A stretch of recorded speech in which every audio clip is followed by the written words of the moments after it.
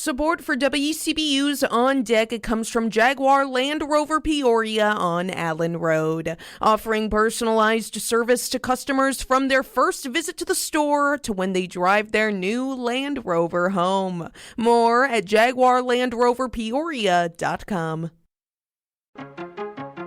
The Peoria School District plans to require students to lock up their phones and pouches during class.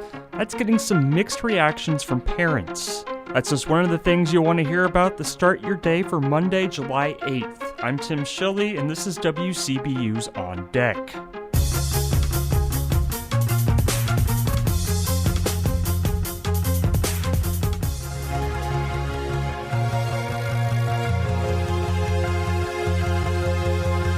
The Illinois Department of Transportation wants to know if an express bus service between Peoria and Bloomington is a realistic prospect.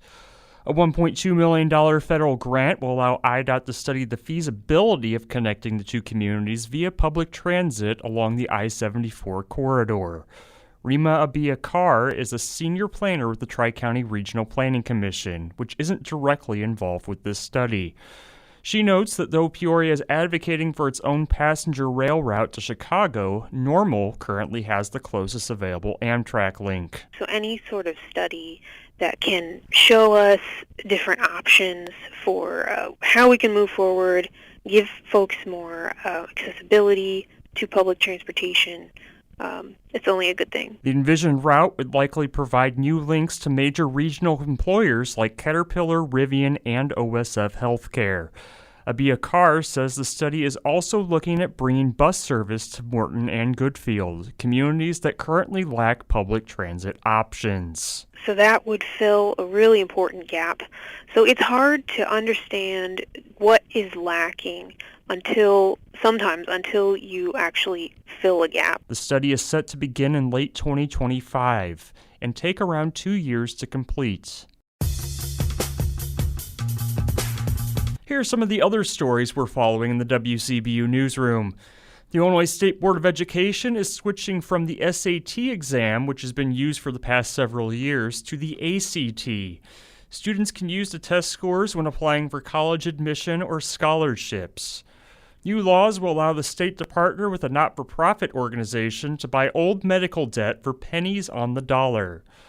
And federal officials estimate 1 million fewer students will receive Pell Grants this year because of difficulties with the new FAFSA application. Find more of these stories and all the details at WCBU.org.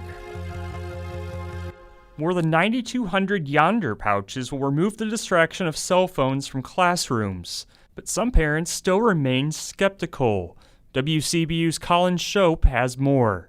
Under the new policy, students will lock their phones in the pouch at the start of the day and touch them to a magnetic base to unlock them after the final bell rings. The district says it eliminates a classroom distraction, but not all families are on board. Elaine Phillips is the parent of a district student with special needs. I feel that her having her cell phone has saved us a lot of hassle, has saved her a lot of embarrassment when it has come to health problems. And I unfortunately don't really trust the schools to contact me if something is wrong. Phillips says the nature of her daughter's condition means her needs one day can be very different from the next. So I could bring her clothing, or I could come get her, I could help her. And so if we weren't to have her cell phone, those things wouldn't have happened. And I don't know what help she would have got or what bullying she would have gone through if that wasn't an option. Superintendent Sharon Karat says parents can still get in touch with their children by going through the main office or by emailing their students, who all have access to a laptop as a matter of district policy. We're going to do the very best that we can to educate everybody around the why, and then hopefully over time we will get buy-in. But I do anticipate that it's it is not going to be 100% accepted. Karat expects some initial pushback, including more instances of discipline and some dips in attendance. But in the long term, she believes the new policy means less bullying, increased engagement, and better student mental health.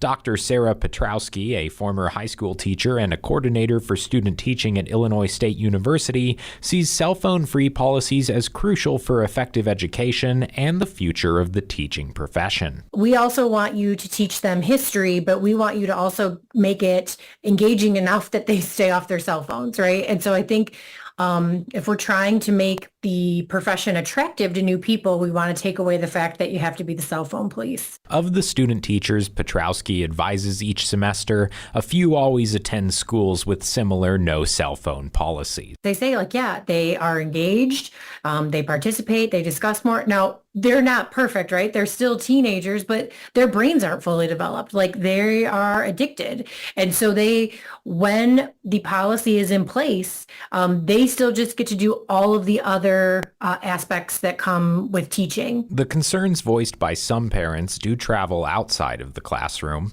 Brandy Watson and her husband are bus drivers for the district. They also have 5 children in district schools.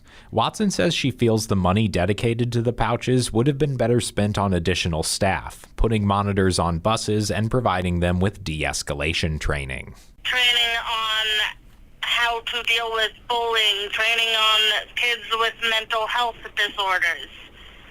Or even, I've got an autistic kid.